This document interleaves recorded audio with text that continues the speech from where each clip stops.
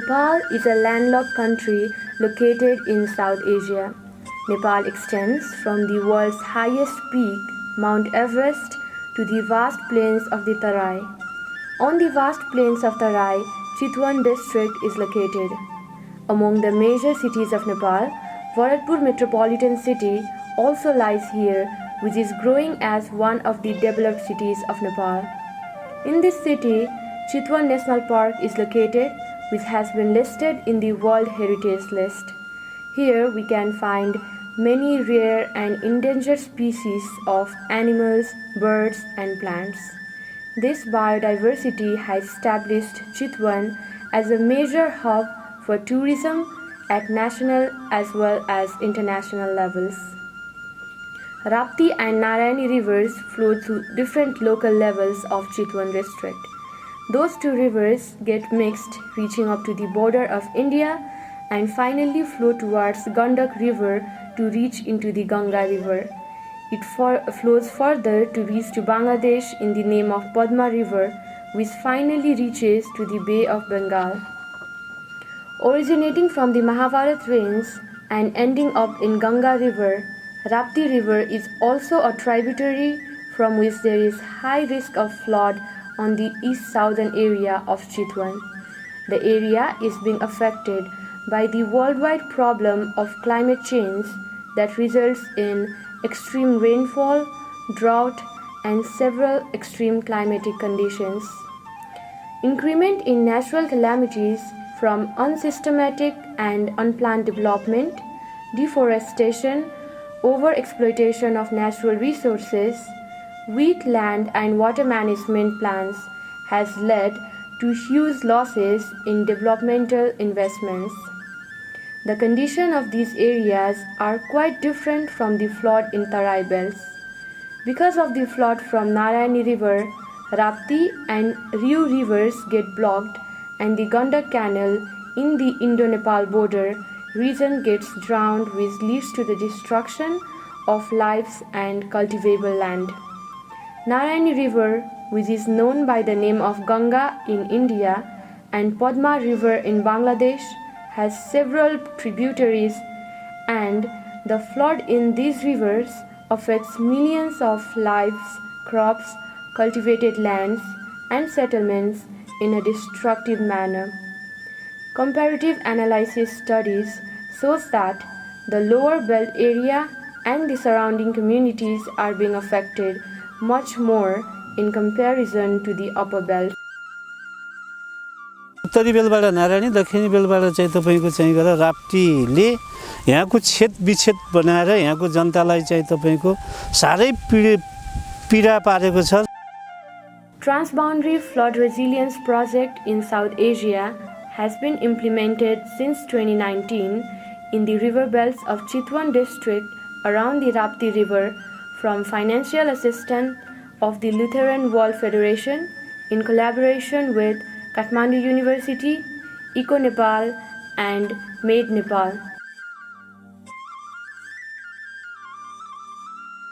Community लेभलबाट community लेभलमा जान्छ र स्थानीय सरकारदेखि स्थानीय सरकारमा र एकाडेमिकबाट एकाडेमिकमा कसरी सूचनालाई चाहिँ आदान प्रदान गर्न सकेर बाढीको प्रकोपबाट चाहिँ हामी बच्न सक्छौँ र यसको पूर्व तयारी गर्न सक्छौँ र त्यसलाई न्यूनीकरण गर्न सक्छौँ भन्ने हो. बाढीलाई रोक्नै नसके पनि त्यसको न्यूनीकरण चाहिँ कसरी गर्न सकिन्छ भन्ने यसको मुख्य उद्देश्य हो र सँगसँगै हामीले यसलाई चाहिँ जीविकोपार्जनसँग पनि जोडेको छौँ ताकि जीविकोपार्जनमा पनि हामीले केही मद्दत पुर्याउन सक्यौँ भनेपछि बाढीको क्षतिलाई चाहिँ कम गर्न सकिन्छ, न्यूनीकरण गर्न सकिन्छ भन्ने हो. This project aims to work around the areas of Gandak, Ganga and Padma river and contribute within the countries with the skills required for the upliftment of community people and to minimize the risks from flood and other possible natural disasters. The project has been effective to raise an awareness among the community people on the pre-information of flood and has supported the community both technically as well as economically. Communities which have high risk of flood are provided with up-to-date information under the technical support of the project and from a citizen forum on the border areas. The project has further supported technically on the implementation of the Citizen Forum.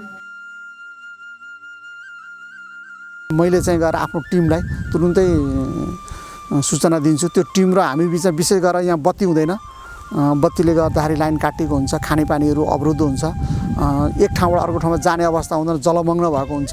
यी सबैलाई ख्याल गरेर हामीले चाहिँ पहिलो सूचना दिने, दोस्रो कुरो सतर्कता अपनाएर एक ठाउँमा भेला हुने।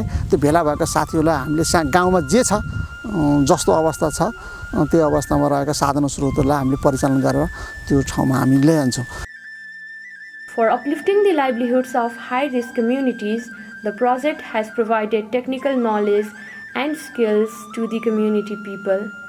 On this periphery, with the utilization of mobile funds, the project is supporting the families affected by flood with the introduction of farming and livestock rearing, small-scale businesses, and other small enterprises. अनि म यो 20,000 पैसा लिएर एक गमलाहरू बनाउने श्रीमानले सिकाउनु भयो। अनि यस्तै काम गरेर हामीले व्यापार गरिरहेका छौँ। यसैबाट बच्चा-बच्ची पढाउने सबै चीज भइरहेको छ। यो 20,000 समूहबाट निकालेर अनि एउटा बङ्गुर पाले, अनि बङ्गुर पालेर अनि अहिले ठुलो बनाएपछि अनि ब्याउनी भयो, ब्याएर अनि 10 वटा बच्चा पायो, अनि हामी 55,000 कमाए 20,000 बाट। The project is conducting activities to minimize the effects of climate change and also to mitigate such effects.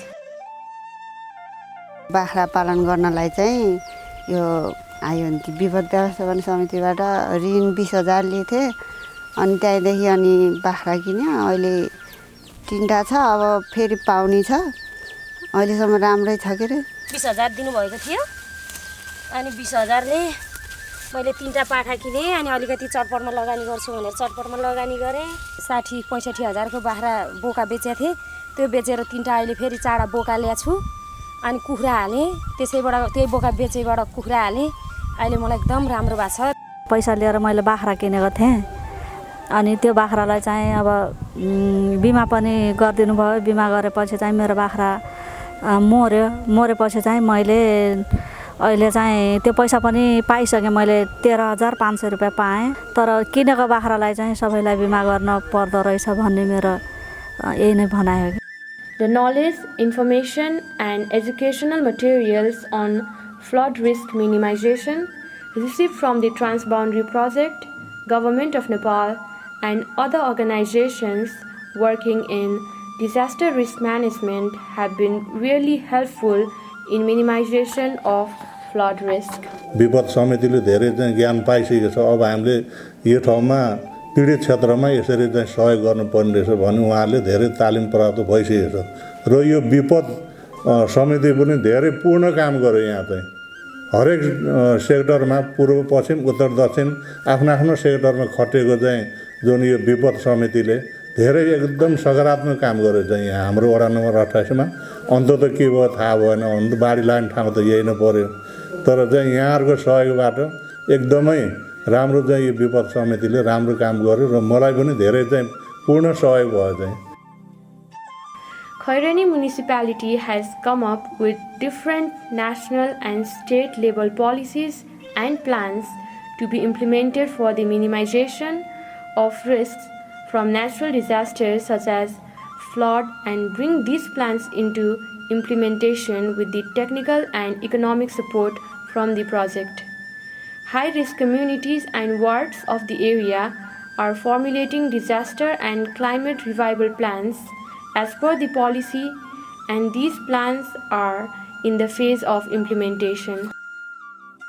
यो राप्तीबाट जोडिएको नारायणीदेखि बांग्लादेशसम्म जाने चाहिँ नदीहरूमा चाहिँ क्रमैसँग बाढी आउँदाखेरि एउटा समुदायले अर्को समुदायलाई सूचना गर्ने, अर्कोले अर्कोलाई गर्ने भनेपछि त्यो कुराले थप खैरेनीको बस्तीमा बाढी लाग्दा यहाँबाट चाहिँ तपाईको रत्नगरको चाहिँ बछेलीमा सूचना भयो भने त्यहाँका मान्छेहरू केही सेभ हुन सक्छन्, जोगिन सक्छन्। र बछेलीमा बाढी पुग्दा महानगरको मेघोलीमा सूचना भयो भने त्यहाँका मान्छेहरू सचेत भएर उनीहरू चाहिँ सुरक्षित ठाउँमा जान सक्छन्। त्यसले गर्दा यो कार्यक्रमले दुईटा कुरा गरेको छ। एउटा सूचना प्रवाह गर्ने कुरा र अर्को कुरो आफै पनि त्यो जोखिमबाट कसरी जोगिन सक्छौँ, विपदबाट कसरी जोगिन सक्छौँ र विपद आइपर्दाखेरि त्यो विपदबाट पनि कसरी हामी जोगिन सक्छौँ, त्यो सबै उहाँहरूले चाहिँ हाम्रो समुदायलाई त्यो किसिमको तालिम प्रशिक्षण दिएको हुनाले र त्यो सँगसँगै त्यो जोखिमसँग बाँच्नको लागि आवश्यक पर्ने साधनहरू पनि हैन उहाँहरूले उपलब्ध गराइदिनु भएको हुनाले मलाई लाग्छ त्यो धेरै राम्रो भएको छ।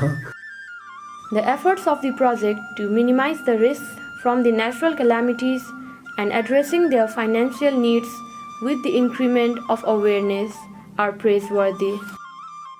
भरतपुर महानगरपालिका अन्तर्गत र अनि खैरनी नगरपालिका अन्तर्गत यो राप्ती नदीको तटीय क्षेत्रमा बसोबास गर्ने जोखिममा परेका परिवारहरूको लागि उनीहरूलाई पूर्व सूचना प्रणालीको रूपमा उनीहरूलाई जानकारी गराउने, उनीहरूको अलिकति यो कसरी बाढी आएको बेलामा कसरी बच्न सकिन्छ भन्ने बारेमा उहाँहरूलाई एउटा चेतनामूलक कार्यक्रमहरू गर्ने, त्यस्तै गरी उहाँहरूको क्षमता अभिवृद्धि गर्ने र जीविकोपार्जनको लागि सुधारको लागि पनि हामीले घुम्ती कोषको माध्यमबाट उहाँहरूलाई केही उहाँहरूको कार्यक्रमको लागि हामीले केही सहयोग पनि गर्ने गरेका छौँ।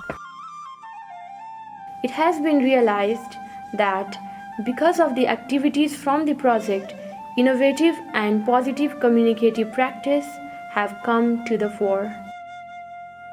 Most vulnerable communitiesलाई टार्गेट गरी कम्युनिटी बेस्ड इन्स्टिट्युसन्सहरू जस्तै डिजास्टर म्यानेजमेन्ट कमिटिज को क्यापासिटी बढाउने र साथसाथै विभिन्न खालका कम्युनिटी बेस्ड एक्टिभिटिजहरू जस्तै community based early warning system, livelihood diversification, insurance, revolving फन्डको साथसाथै यो कम्युनिटी बेस्ड इन्स्टिट्युसन्सको नेटवर्किङ क्यापासिटीलाई अभिवृद्धि गर्ने